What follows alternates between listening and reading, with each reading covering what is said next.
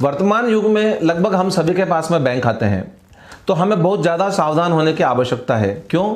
क्योंकि बैंकों और बैंकों के रेगुलेटर्स के द्वारा नियमित प्रयास किए जाने के बाद भी, सुरक्षा के नित नए उपाय लाने के बाद भी फ्रॉड करने वाले हमेशा नए नए तरीके ढूंढकर और फ्रॉड कर लेते हैं। तो हमें बहुत ज़्यादा सतर्क होने की आवश्यकता है ताकि हमारे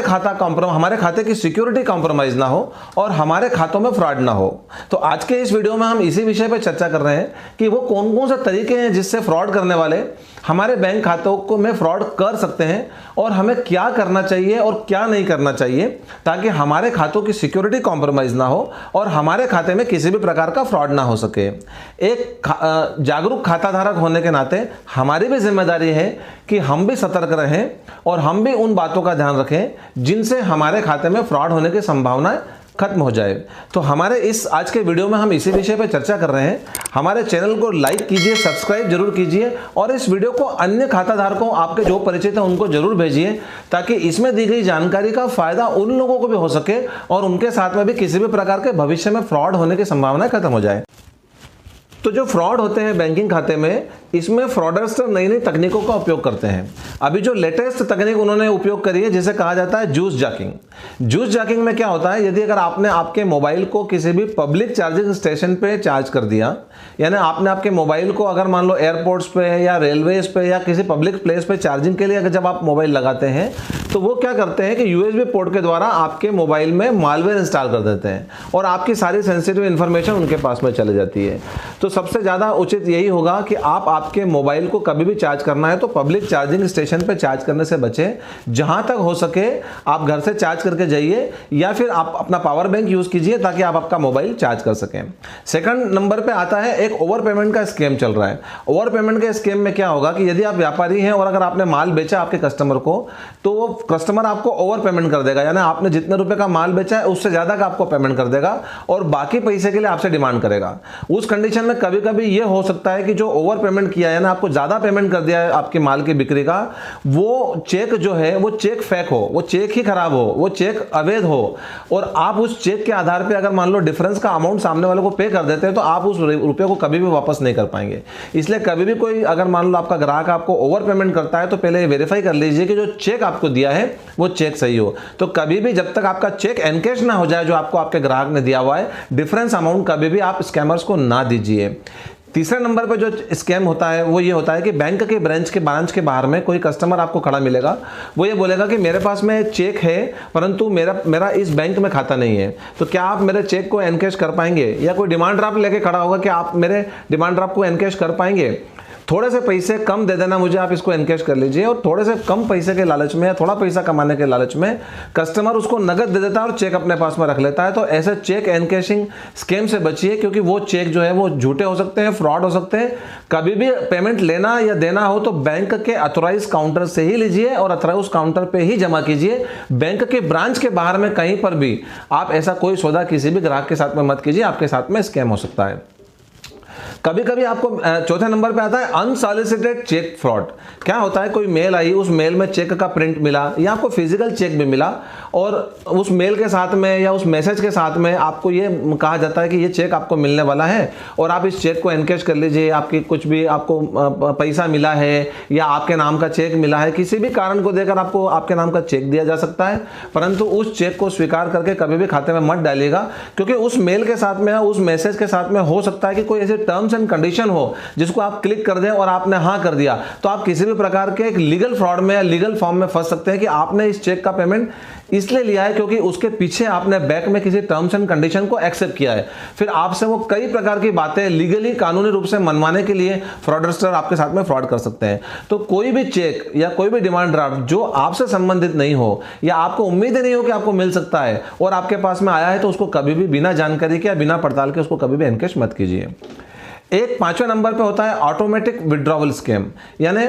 आपकी किसी भी प्रकार की जानकारी को, आपकी सेंसिटिव इंफॉर्मेशन को ये जो फ्रॉडस्टर हैं ये आपसे प्राप्त कर लेंगे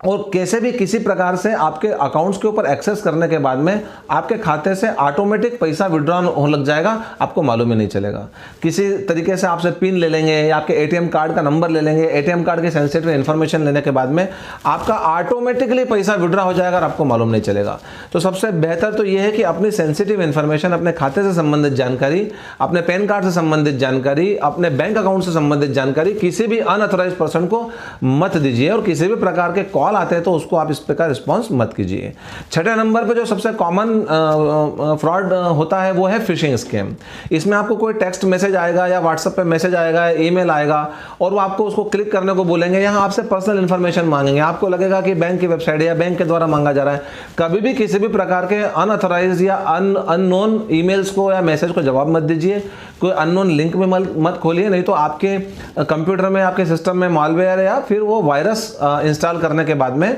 आपके बैंक अकाउंट में फ्रॉड करते हैं। तो फिशिंग से बचिए, किसी भी अनधिकृत मेल को मत खोलिए, अनधिकृत मेल का जवाब भी मत दीजिए, किसी टेक्स्ट का जवाब मत दीजिए। सातवें नंबर पे जो स्कैम चलता है वो है लॉटरी स्कैम। आपको ये फोन आएगा कि आपके नाम पे लॉटरी लगी है, आप उस पर विश्वास कर लेंगे और लॉटरी लगने के आपको पैसा मिलने वाला, आपको रुपया मिलने वाला है, आपको इतना रुपया मिलेगा, आप हमें आपकी जानकारी दे दीजिए। और जानकारी नहीं दी तो वो क्या करेंगे कि आपका जो लॉटरी का अमाउंट आपने जीता है उसको रिम्बर्स करने के लिए आपके बैंक अकाउंट की जानकारी चाहिए और कुछ अमाउंट टैक्स के रूप में आपको डालना पड़ेगा या कुछ अमाउंट आपको आपके बैंक अकाउंट में ट्रांसफर करना पड़ेगा। और इस प्रकार से वो आपके ब्रेन को हैक कर लेते हैं, फिर आपसे थोड़ा पैसा डलवाते हैं, रुपया डलवाते हैं और वो रुपया डलवाने के बाद में वो आपके बैंक अकाउंट की इंफॉर्मेशन भी ले लेते हैं और आपसे एक के बाद एक रुपया लिया करते हैं। आप उसको रुपया देते रहते हैं और उसके बाद में वो फोन वगैरह सब बंद कर देते हैं। तो आपके साथ में ये लॉटरी का भी स्कैम हो सकता है। तो कभी भी अगर आपको कोई मैसेज आता है या कोई फोन कॉल आता है कि आपने लॉटरी जीती है तो उसके ऊपर एकदम से भरोसा ना करें। चैरिटी स्कैम होता है 8वें नंबर पे। चैरिटी में आपसे रुपया मांगा जाता है कि किसी चैरिटी पर्पस के से मांगा जा रहा है, किसी दान के उद्देश्य या धर्मादय के उद्देश्य से मांगा जाता है। अधिकतर केसेस में वो फ्रॉड निकलते हैं, वो ऐसा कोई चैरिटी नहीं करते हैं। तो आप सबसे पहले आश्वस्त कर लीजिए कि जो आपसे चैरिटी के लिए रुपया मांग रहे हैं, क्या वो ऑथोराइज्ड कंपनी है, क्या वो कोई ट्रस्ट है या उनकी कोई वैधता है, उसको पहले वेरीफाई कर लीजिए। उसके बाद ही आप किसी चैरिटी या दान में रुपया दीजिए। एक होता है एम्प्लॉयमेंट स्कीम। एम्प्लॉयमेंट स्कीम के नाम पे आपके पास में मेल आएंगे या आपके पास फ़ोन कॉल आएंगे कि हम आपको रुपये के बदले में या कमीशन के बदले में एक मोटा अमाउंट कमाने के लिए हम आपको काम दिलवाएंगे या फिर आपकी नौकरी लगवा देंगे, तो आप हमें कुछ एडवांस पेमेंट कर दीजिए, उसका 15 दिन की सैलरी का एडवांस पेमेंट कर दीजिए, या कुछ कमीशन का पेमेंट करना है और आपको बड़ा काम मिला है और उस काम के एवज में आपको मोटा कमीशन मिलेगा, आप एक कमीशन का पेमेंट कर दीजिए। इस तरीके से वो आपसे आपके बैंक के अकाउंट की जानकारी भी ले सकते हैं, उसमें आपके साथ में स्कैम फ्रॉड हो सकता है। या फिर एम्प्लॉयमेंट दिलाने के नाम पे आपसे वो एडवांस में कुछ अमाउंट ले सकते हैं जो कि आपको वापस रिफंड नहीं किया जाएगा। तो ऐसे किसी भी फेक एम्प्लॉयमेंट स्कीम से बचें। आप उस एम्प्लॉयमेंट जो भी जनरेट करने वाले हैं, जो लोग आपसे संपर्क कर रहे हैं, उनकी ऑथेंटिसिटी को पहले एस्टेब्लिश कर लीजिए, उनके बारे में अच्छे से जानकारी ले लीजिए कि वो लोग कौन है, उसके बाद ही आप एक्ट कीजिए और अथोराइज्ड एम्प्लॉयमेंट प्रोवाइडिंग साइट्स से ही आप एम्प्लॉयमेंट के लिए अप्लाई कीजिए। इस प्रकार के किसी भी फ्रॉड लोगों के चक्कर में ना पड़िए। 10वें नंबर पर जो कॉमन फ्रॉड हो रहा है वो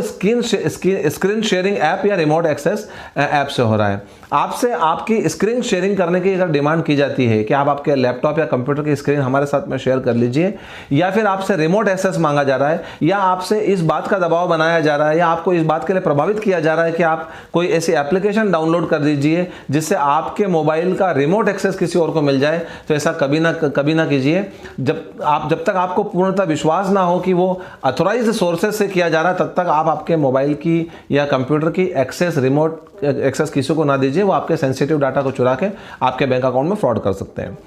11वें नंबर पे एक जो स्कैम हो रहा है वो हो रहा है सिम स्वैप का या सिम क्लोनिंग का। आपके भी जो भी सिम सर्विस प्रोवाइडर हैं उनके पास में फ्रॉडस्टर जो हैं वो कैसे भी कॉन्टैक्ट करके आपकी कुछ जानकारी लेके, आपके डेट ऑफ बर्थ है, आपकी सिम के बारे में जानकारी लेके, मोबाइल नंबर के बारे में जानकारी लेकर और डुप्लीकेट सिम इशू करवा लेते हैं। डुप्लीकेट सिम इशू कराने के बाद में आपके सिम पे, आपके मोबाइल नंबर पे उनका पूरा कंट्रोल हो जाता है और आपके सारे सेंसिटिव डाटा को वो चुरा लेते हैं और चुराने के बाद में बैंक अकाउंट में फ्रॉड कर सकते हैं। तो अपने सिम से संबंधित अपने व्यक्तिगत जानकारियां किसी को ना दीजिए। अपने सर्विस प्रोवाइडर से को जो जानकारियां दी है, जो आपने केवाईसी किया है, उसके डॉक्यूमेंटेशन आप किसी को मत दीजिए, नहीं तो आपके नाम पे डुप्लीकेट सिम भी जारी की जा सकती है। 12वें नंबर पे जो कॉमन फ्रॉड होता है वो होता है एटीएम कार्ड स्कीमिंग का। एटीएम कार्ड स्कीमिंग में जब भी आप एटीएम पे जाते हैं, अगर आपके आजू बाजू कोई सस्पिशियस लोग खड़े हुए हों तो उनके सामने कभी भी की इंटर नहीं कीजिए, किसी को अपना एटीएम कार्ड भी मत दीजिए, किसी से एटीएम कार्ड की हेल्प लेने की भी आवश्यकता नहीं है, क्योंकि फ्रॉडस्टर्स वो क्या कर सकते हैं, वो आपके जो एटीएम है उसमें वो ना स्कीमिंग डिवाइस इंस्टॉल कर देते हैं, जैसे डमी कीबोर्ड डाल देंगे या फिर उसके पिन होल में कैमरा डाल देंगे, जो कि आपके पासवर्ड से लेकर सारी जानकारियां हैक करके या तो डुप्लीकेट एटीएम कार्ड जारी कर देंगे या आपके जाने के बाद में वो पिन कोड डालकर और किसी भी प्रकार से जो है वो आपके एटीएम से रुपया निकाल सकते हैं। तो कभी भी आप जो है इस एटीएम कार्ड स्कीमिंग से बचिए, पहले वेरीफाई कर लीजिए कि आजू बाजू कोई है नहीं और आप ऑथोराइज्ड और आप किसी के सामने आप आपका पैसा मत निकालिए, तो आप इस फ्रॉड से बच जाएंगे। 13वें नंबर पे जो आजकल जो फ्रॉड हो रहा है वो हो रहा है क्यूआर कोड स्कैन का। जनरली ई कॉमर्स वेबसाइट पे या हम किसी वेबसाइट पे जाते हैं तो आजकल क्यूआर कोड से पेमेंट करने का चलन है, तो आपको फ्रॉडस्टर फेक क्यूआर कोड्स भेज सकते हैं और जैसे आपने क्यूआर कोड स्कैन किया तो आपकी सेंसिटिव इन्फॉर्मेशन उसके पास में जा सकती है। तो कभी भी अनऑथराइज्ड जगह पर आप कभी भी किसी भी क्यूआर कोड को या क्विक रिस्पांस कोड जिसे कहा जाता है उसे स्कैन मत कीजिए। यदि कोई आपके पास में सस्पिशियस ईमेल आती है, कोई मैसेज आता है या कोड आता है जिसको आप ये कहा जाता है कि आप इसको स्कैन करेंगे तो आपको इतना डिस्काउंट मिलेगा या आपकी लॉटरी लग जाएगी या आपको इतना रुपया मिलेगा या आप इतना रुपया जीत जाएंगे, तो जरा सा भी अगर आपको शक होता है तो कभी भी अनधिकृत क्यूआर को आपके मोबाइल से कभी भी कोड को स्कैन मत कीजिए। 14th नंबर पे जो आजकल कॉमन चल रहा है वो ये है कि फेक लोन ऑफर जो होता है वो दिया जाता है। आपके पास कॉल आएगा कि आपके नाम का प्री अप्रूव्ड इतना लोन हो गया है, आप लोन के लिए आप ये डॉक्यूमेंटेशन दीजिए, आपसे केवाईसी डॉक्यूमेंट ले जाएंगे और हो सकता है कि उन केवाईसी डॉक्यूमेंट्स का मिसयूज हो जाए, दुरुपयोग हो जाए। तो कभी भी जब तक किसी अधिकृत बैंक से वित्तीय संस्था से या एनबीएफसी से आप जब तक वेरीफाई ना कर ले तब तक आप कभी भी अपने किसी भी प्रकार के केवाईसी डॉक्यूमेंट किसी को ना दीजिए। दूसरा, लोन ऑफर के एवज में अगर आपसे कमीशन मांगा जाता है कि आपका इतने रुपए का लोन हो गया है और आपको एक अमाउंट, छोटा अमाउंट पहले एडवांस में अपफ्रंट फीस या प्रोसेसिंग फीस के रूप में डालना पड़ेगा, तो आप कभी मत डालिए, क्योंकि वो ऑफर फेक हो सकता है। और जब तक आप किसी बैंक के ब्रांच में, अधिकृत बैंक ब्रांच में या उसके किसी डीएसए से, अधिकृत डीएसए से संपर्क में ना आए, किसी भी इस प्रकार के फेक लोन ऑफर में ना पड़िए। 15th नंबर पर जनरली जो है केवाईसी के नाम पर स्कैम होता है। झूठे फोन आ सकते हैं आपको ये कहा जाएगा कि हम बैंक से बोल रहे हैं और आपसे केवाईसी की डिटेल मांगी जाएगी। बैंक कभी भी फोन लगा के अपने कस्टमर से केवाईसी की डिटेल नहीं मांगता है। केवाईसी की डिटेल सबमिट करना भी है अगर बैंक में या किसी वित्तीय संस्था में, तो आप उसकी ब्रांच में जाकर अधिकृत व्यक्ति के सामने आप केवाईसी की डिटेल फिजिकल रूप से सबमिट कीजिए। पहले वेरीफाई कर लीजिए कि अधिकृत अधिकारी द्वारा, अधिकृत कर्मचारी द्वारा ही वो केवाईसी के डॉक्यूमेंट्स मांगे गए हैं, उसके बाद ही आप केवाईसी के डॉक्यूमेंट्स दीजिए, अन्यथा आपका बैंक अकाउंट कॉम्प्रोमाइज हो सकता है और आपके साथ में फ्रॉड हो सकता है। तो उम्मीद करते हैं इसके अलावा भी जैसे जैसे नया नया समय आएगा तो क्या होता है कि वो फ्रॉडस्टर नए नए तरीके जो है वो निकालते जाते हैं, और जैसे जैसे हमारे संज्ञान में आएंगे हम आपके साथ में हमारे आने वाले वीडियो में उन बातों के बारे में भी हम चर्चा करेंगे जिन नए तरीकों से जो है फ्रॉड करने वाले जो है फ्रॉड कर रहे हैं। तो उम्मीद करते हैं कि आपको इन बातों से काफ़ी महत्वपूर्ण जानकारियाँ प्राप्त हुई होगी और आप इसमें सतर्क रहेंगे और आप स्वयं के बैंक अकाउंट को फ्रॉड होने से बचाएंगे, साथ में अपने साथियों के बैंक अकाउंट को फ्रॉड होने से भी बचाएंगे। याद रखिए कि बैंक अकाउंट्स में फ्रॉड रोकना न केवल बैंकों की जिम्मेदारी है, परंतु हमारी भी उतनी ही जिम्मेदारी जितनी बैंकों की जिम्मेदारी है कि हम भी अलर्ट रहें, हम भी विजिलेंट रहें और हम भी इस प्रकार के किसी भी प्रकार के स्कैम में पड़ने से बचें। पहले कि उसके सोर्स की अधिकृत जानकारी प्राप्त कर लें, उसके बाद ही हम लोग जानकारी किसी को चाहिए तो हम लोग दें। तो इसी प्रकार के जानकारी भरे वीडियो और देखने के लिए आप हमारे इस YouTube चैनल के साथ में जुड़े रहिए। हमारे इस चैनल को लाइक, सब्सक्राइब और शेयर करना ना भूलें। धन्यवाद।